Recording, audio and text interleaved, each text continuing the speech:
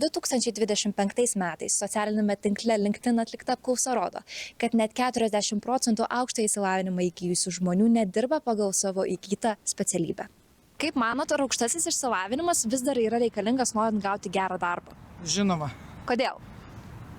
Išprusimas niekam nemaišė. Manau, kad taip. Kodėl?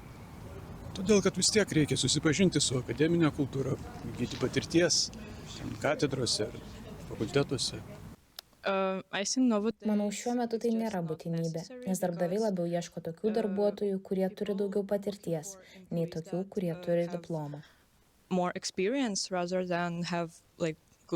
Neseniai skaičiau, kad ar liktai tikrai virš 50% magistrą bent jau kas baigia, tai gauna daugiau algos Lietuvoje. O kodėl ne? Žinoma, kad kodėl. Aš galvoju, kad ant pečių nieko nereikia nešiot. Ir galima baigti, galima nepasinaudoti, bet turėti vertybę. Priklauso nuo to, kokioje srityje žmogus nori dirbti. Kai kuriuose srityse tikrai taip, bet vėlgi priklauso nuo diplomo laipsnio.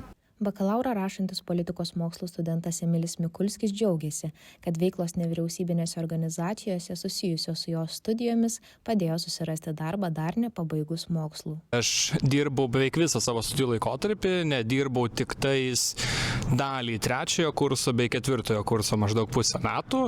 Visgi dėl diplomo būtinybės pačiam darbo gavimai visose srityse studentas dvejoja.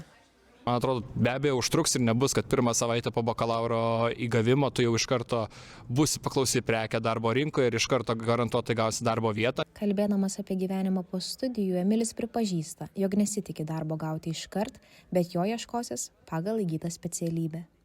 Iš tikrųjų, net nežinau, šiai dienai turbūt galbūt į tas pirmines entry level pozicijas jau nebetiek yra būtina, bet kai kalbam apie kilimą karjeros laiptais, vis dėlto aukštasis mokslas ar diplomas išlieka kaip ta pagrindinė priemonė jau įgyti bent jau kokių nors reikalingų kompetencijų. Taip galbūt ne visais atvejais tai yra bakalauras, bet kai kalbam apie magistrą, dažnu atveju pasikelt žinias, taip vis dar turbūt išlieka gana būtinas. Daugiausiai išsilavinimo ir darbo neatitikties atveju fiksuojama tarp baigusiųjų žemės ūkio ir veterinarijos, humanitarinių mokslų, kalbų ir meno studijų kryptis.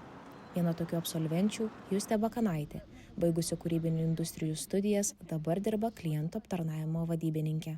Net kai bandžiau susirasti darbą pagal specialybę, nelabai buvo norinčių mane priimti. Dažnas dalykas, ko prašo būtent toj srity, yra jau patirtis net ir šviežiai iškeptiems studentams, ką tik pabaigusiems studijas. Tai tiesiog nelabai kas ir kvietė į pokalbius. Prisimindamas studijas, mergina teigia, jog didžiausias jų minusas – praktikos stoka. Pagrindai teoriniai buvo suteikti, bet mano nuomonė pritrūko šiek tiek parengimo tai tikrai praktikai, tam tikram gyvenimui. Pabaigus studijas supratau, kad daryti to, kam turiu išsilavinimą, iš tikrųjų nenoriu ir netraukia manęs. Praėjusiu metu pirmąjį ketvirtį buvo užfiksuoti 106 000 bedarbių. Tarp jų didelė dalis jaunų žmonių, kurie ką tik baigė studijas arba dar bando įsitvirtinti darbo rinkoje. Čia yra dar klausimas, ar jie tikrai neranda pagal savo specialybę darbo, ar jie tikrai ieško pagal savo specialybę darbo. Nes kartais per tuos 4 metus, tarkim, jeigu kalbant apie bakalaurą, tikrai žmogus gali pajausti, kad tai, kaip jis įsivaizdavo, sėdėdamas universiteto suole tą darbą, ta prasme, jis gali būti visiškai kitoks praktikos metu. Specialistės teigimu diplomas yra ne tik profesinis dokumentas, bet ir darbe reikalingų kritinių įgūdžių įrodymas. Tai parodo ir žmogaus tam tikrus disciplinos dalykus, ir jisai geba pabaigti tai, ką pradėjo, ar jisai pradėjęs studijas sugebėjo jas ir baigti, parašyti bakalauro darbą.